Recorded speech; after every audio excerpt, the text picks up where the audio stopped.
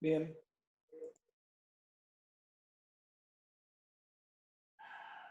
Continuamos.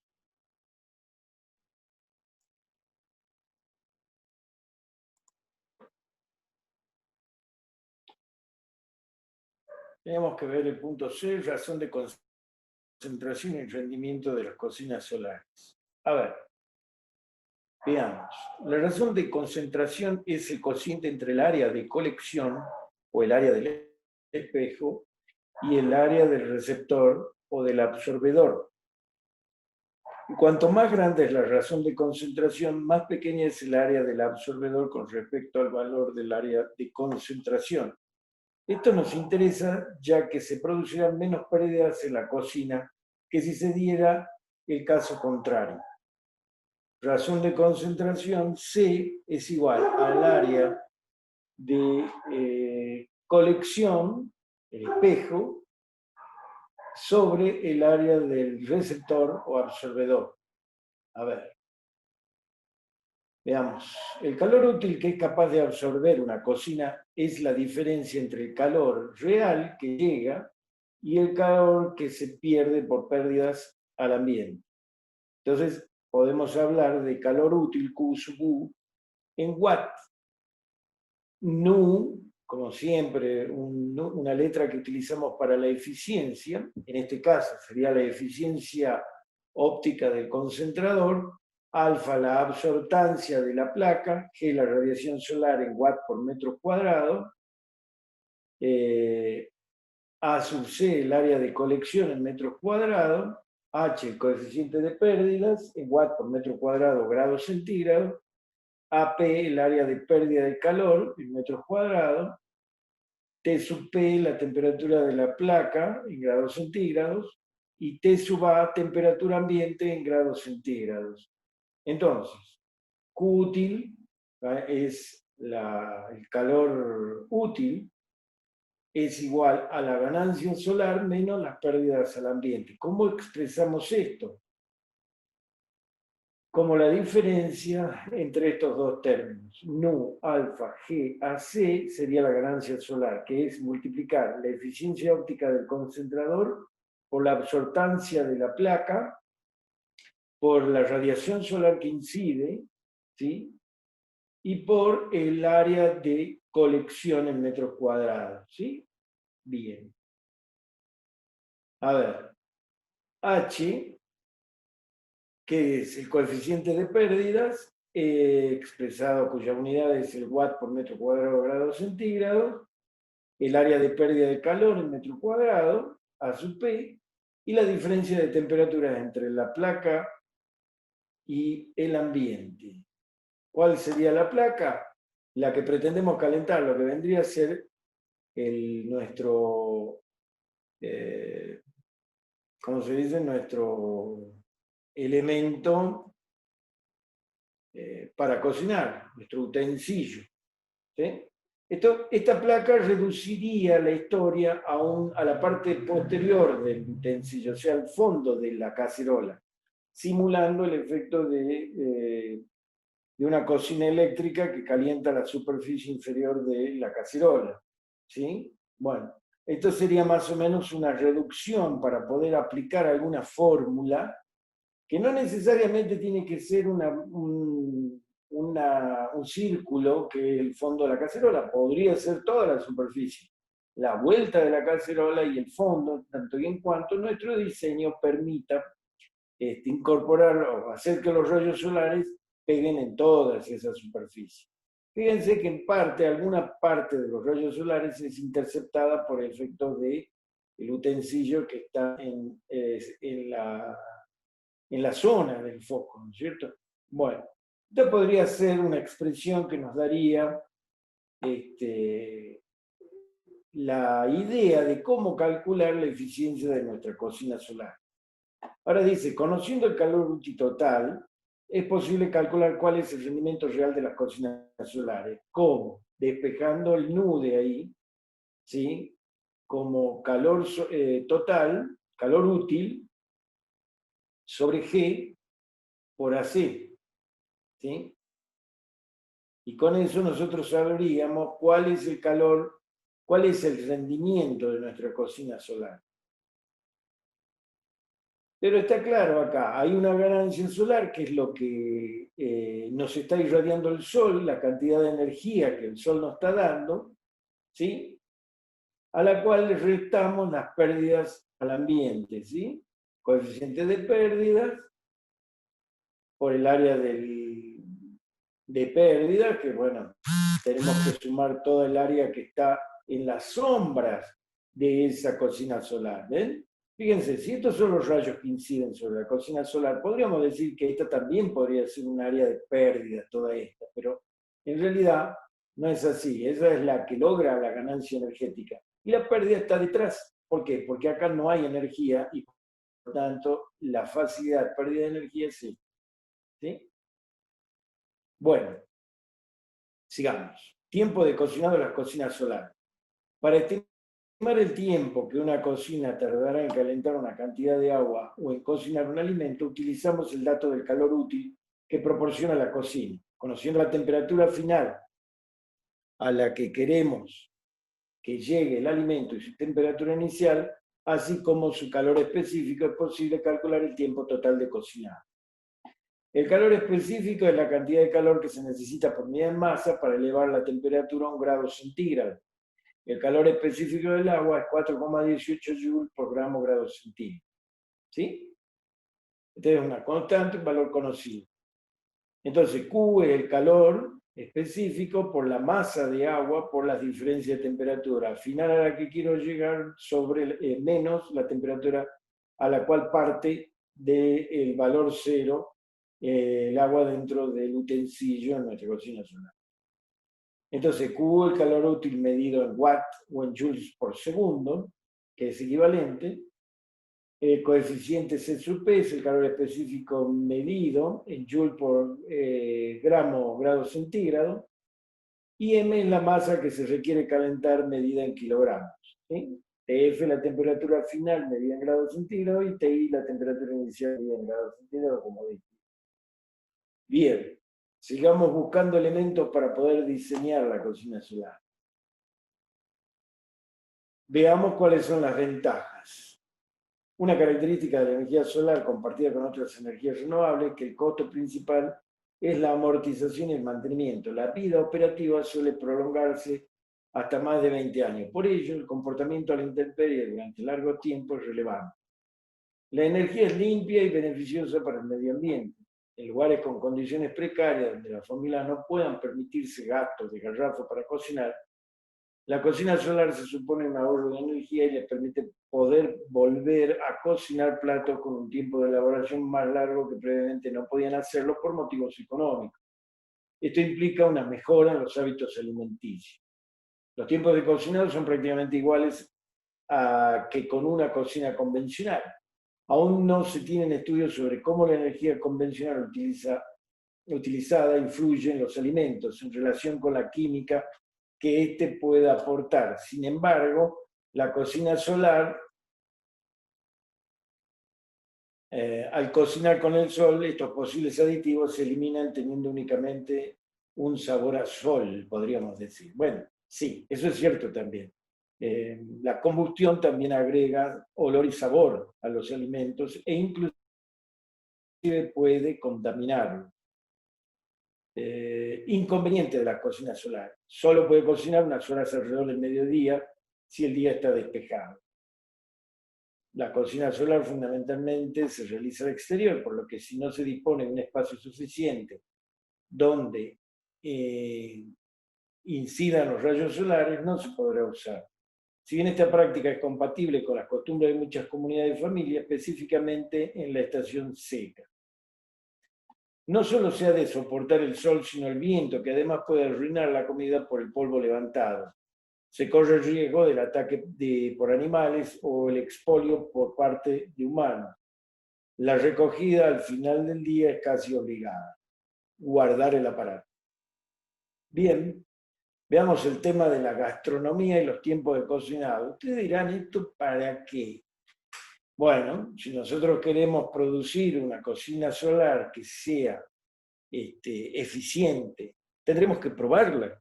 Y en todo caso, tendremos que hacer nuestras propias posibilidades, mostrar nuestras propias posibilidades, tanto de gastronomía como de tiempo de cocinar. No es una cuestión menor, porque si yo fabrico un termotanque solar compacto, yo tengo que mostrar todo. Qué temperatura se logra, cuáles son los rangos de temperatura en verano, en invierno, en primavera, en otoño. Tengo que mostrar todo, cómo funciona y cómo es a lo largo del año el funcionamiento de ese aparato.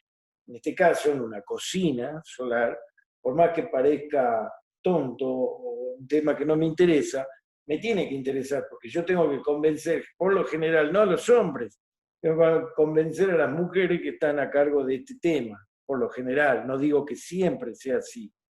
Por suerte ya los hombres nos estamos dedicando un poquito más a todas estas cuestiones que hacen a los quehaceres domésticos y nos van a interesar porque no nos queda otra, si no, ¿quién lo va a hacer?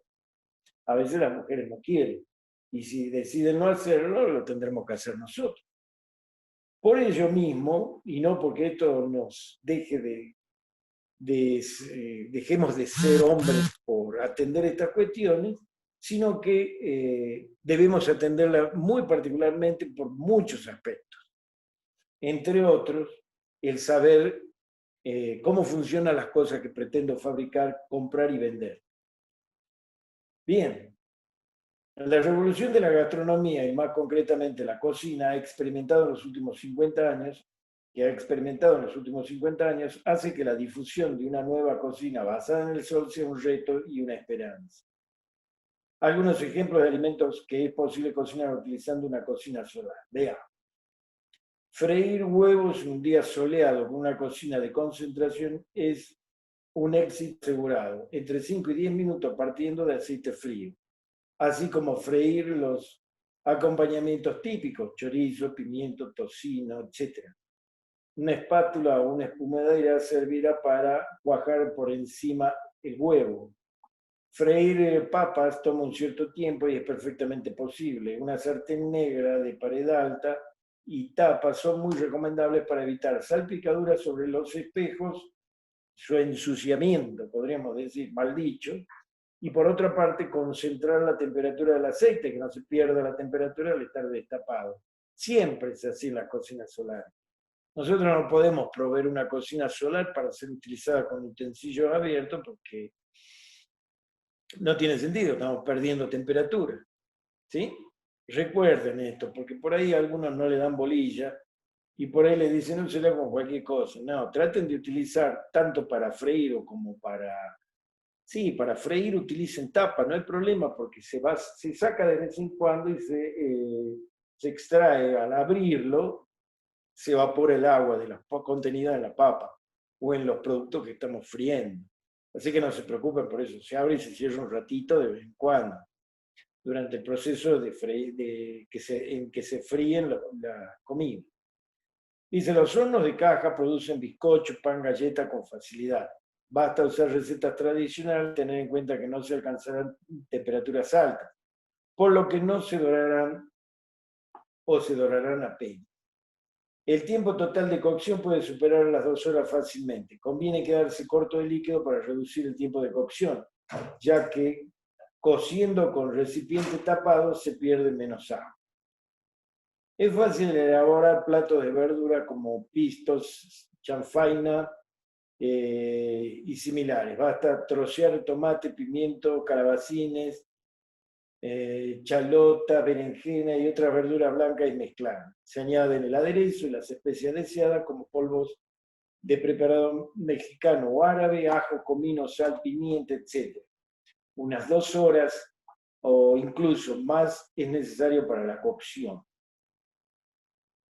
Además, una vez usada la cocina solar para la elaboración de un guiso, asado u otra comida, cuando esta ya se ha cocinado y necesita un largo tiempo de cocción para terminar de cocinarse, en vez de seguir haciéndolo en la cocina solar, se puede alcanzar temperaturas grandes que no convengan que en la última fase de cocción, o bien porque ya se puede disponer de ellas, existen las llamadas ollas brujas.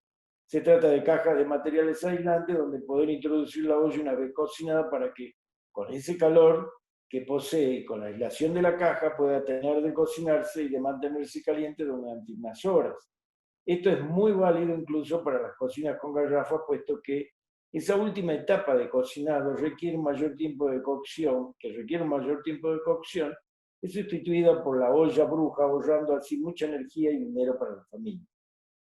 Bien, veamos un tema de seguridad que también es importante, que algo hemos visto ya, hemos estado tocando algunos tópicos.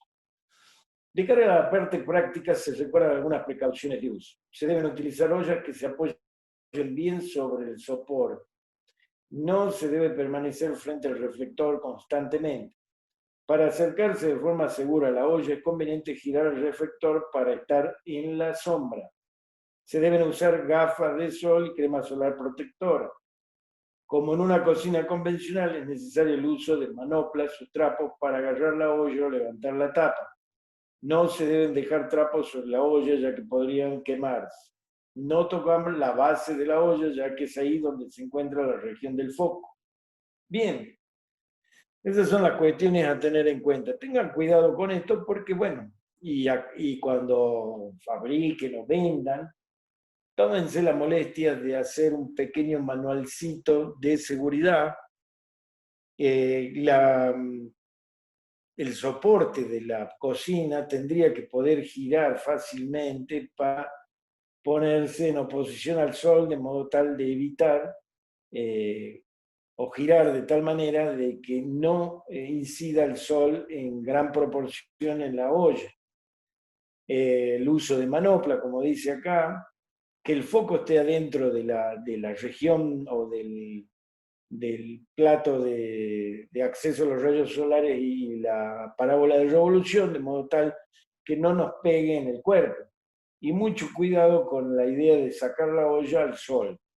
Tiene que usarse las manos. Bien, fíjense un detalle acá.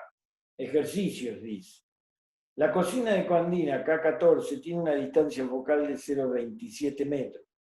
Calcular la ecuación de la parábola suponiendo la posición de su vértice en 0,0. La misma cocina tiene una altura total medida experimentalmente de 0,455 metros, o sea, 45,5 centímetros. Calcular su diámetro. Primero, calcular la razón de concentración de la misma cocina anterior, suponiendo que se está utilizando para el cocinado de una olla de 24 centímetros de diámetro y de 12 centímetros de alto. Calcular su eficiencia conociendo los siguientes datos. Rendimiento óptico del concentrador, 0,75. Potencia, 800 watts por metro cuadrado. Alfa, 0,96, ya que es una olla de aluminio pintada de negro. Temperatura final, 70 grados centígrados. Temperatura ambiente, 30 grados centígrados. Coeficiente de convección, 15 watts por metro cuadrado, grado Kelvin. Calcular el tiempo que tarda la cocina anterior en calentar 3 litros de agua hasta que llegue a su punto de ebullición, sabiendo que el agua tiene un coeficiente de 4,18 joules por grado centígrado. La temperatura ambiente sería de 30 grados centígrados y la temperatura de ebullición de 100 grados centígrados. Sería bueno que hagan estos dos ejemplos aplicados a la cocina de Coandina K14 para ver qué da. Y de paso tener en cuenta cuáles son los factores que hay que tener en cuenta al momento de diseñar una cocina de estas características. Por supuesto, también ahí abajo les doy la bibliografía de donde surge toda esta documentación, que está muy interesante a tener en cuenta para el curso de energía solar de este año y fundamentalmente para todo aquello que tiene que ver con el funcionamiento de las cocinas solares y hornos solares. ¿Sí? Bien, esto es lo que vendrían a ser los temas previstos para la historia esta de las cocinas solares. Si alguno tiene dudas respecto de esto o le interesaría ahondar más en el tema de las cocinas solares, no hay problema. Pero básicamente los fundamentos generales para su construcción, los principios de funcionamiento, las cuestiones físicas a tener en cuenta, ha sido gozada en esta clase. Así que más que esto, creo que tendría que ir por el camino de la prueba y el error y el conocimiento de cómo funcionan los distintos modelos que uno puede proponer y ver sus distintos rendimientos. Y ver cómo se puede aumentar el rendimiento de las cocinas o cómo generar cocinas de acuerdo a la ubicación, por ejemplo, en nuestra provincia o en el noroeste argentino, que obviamente, dependiendo de la ubicación, el diámetro, el tamaño y la profundidad debería variar, porque depende también de un factor importante que en este caso es la potencia del sol en watts por metro cuadrado. ¿Sí? Bien. La clase de hoy, porque no quiero continuar con esta clase, porque ahora vendría lo que es el, ¿cómo se llama? El método F-Chart y lo que es el trabajo práctico número 2, con el cual, o el cual nos va a llevar mucho más tiempo que el que nos queda, que nos quedan 20 minutos de clase nada más del Zoom. Y no quiero ya comenzar con esto porque en realidad lo haría la próxima clase el otro lunes, que es ya con más tiempo podríamos trabajarlo en detalle. O sea, y si ustedes tienen alguna duda con lo que hemos visto o con lo que vamos a ver, de paso podemos ver esos detalles, ¿sí? Me gustaría saber si van a estar disponibles la clase que viene para ver esto, porque es muy importante, chicos. Como ya les el segundo trabajo práctico, es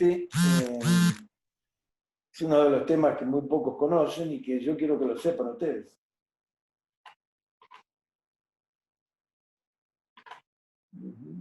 Sí. Bien.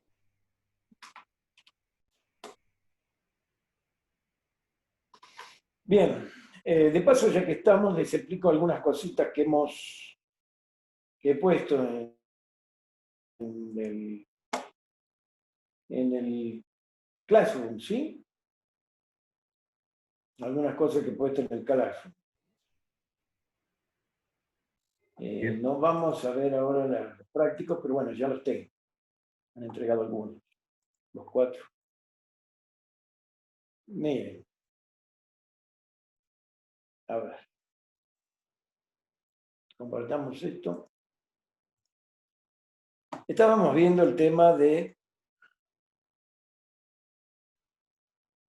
instalaciones solares térmicas. Ahí yo subí estos 5 o 6, 5 videos que están bastante interesantes. No digo que sean perfectos. Inclusive estaría bueno si tienen dudas o tienen discrepancias, que las anoten y las charlemos en la próxima clase. Acá les he pasado un video del armado de un termotanque solar termosifónico de una de las firmas conocidas en el país, que está muy bueno, como para que tengan en cuenta cómo se arman estos termotanques termosifónicos compactos de tubos de vidrio. ¿Sí? Luego acá les he puesto otro que tiene en cuenta un montón de detalles constructivos interesantes y a discutir también. Hay algunas cosas que pueden no ser las que ustedes adoptarían o dudas que se les podría generar debido a que hay cuestiones dentro de estas explicaciones que son muy interesantes, muy didácticas, muy buenas y otras que serían absolutamente discutibles respecto de las soluciones adoptadas, ¿sí? Luego acá tenemos experiencias en invierno, un termotanque solar, con algo que yo les quisiera explicar, o sea, me encantaría que lo vieran y que me consulten, porque llega a algunas conclusiones un poco vagas, como que no son consistentes. Y ahí está uno de los temas a tener en cuenta respecto del ahorro de energía. para eso deben verlo en detalle, ¿no? Así que yo les diría a ustedes que vean también este video de YouTube, que está lindo, que habla mucho, hace lo que yo haría con un termotanque solar que instale en mi casa, como es averiguar su funcionamiento y verificar cuáles son las temperaturas mínimas en invierno y máximas en invierno, y en junio y en verano. ¿Por qué? Y porque en el trabajo práctico número 2 vamos a ver algo de esto, vamos a tener que llegar a algún tipo de conclusión. ¿Sí? Bien. Luego, detalles de conexionado, también para discutir. Todo esto lo saqué de YouTube porque, bueno, ustedes pueden que se encuentren con eso buscando respuestas a dudas que tengan y por eso sería bueno que las discutamos. En los termotanques solares compactos, detalles de conexionado, donde hay datos importantes y datos discutibles. En todos estos hay datos muy buenos y hay datos muy discutibles desde mi punto de vista, ¿no? Luego acá hay otro, dice, nociones sobre mantenimiento de termotanques solares compactos. Este está buenísimo, es uno de los enfoques que yo quiero que ustedes tengan, porque es una fuente de obtener beneficios económicos, no solo la venta e instalación, sino el mantenimiento de los termotanques solares. Ustedes ven este video, todos los he visto, ¿no? Pero bueno, si ustedes ven este video, se van a dar cuenta y cuáles son los problemas con los que se puede llegar a enfrentar un termotanque. Cuáles son los problemas de mantenimiento a tener en cuenta en un termotanque solar. Luego hay ahí en YouTube un video también de una marca muy conocida, y no sé qué le pasó al pibe, pobre, con dos termotanques solares de 200 litros, de una marca conocida que según él están mal fabricados. Podría ser, ¿por qué no? No toda la industria es buena en el mundo. Así que ese es uno de los problemas que hay que enfrentar con nuestros proveedores en el futuro cuando trabajemos. Lo caro puede ser barato o lo barato puede ser caro. Así que hay que tener mucho cuidado con eso.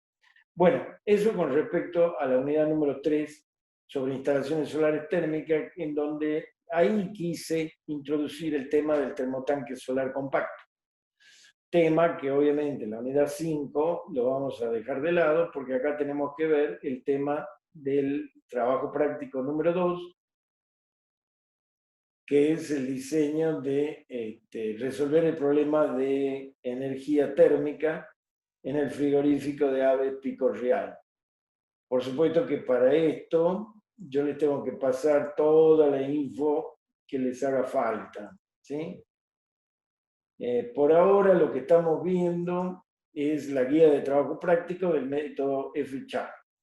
Y posteriormente les voy a pasar en este mismo lugar, en la unidad 4.5, la información pertinente para el diseño de las necesidades de agua caliente sanitaria en el frigorífico de Aves Pico Real de la provincia de Jujuy. Todo esto no es invento, esto existe.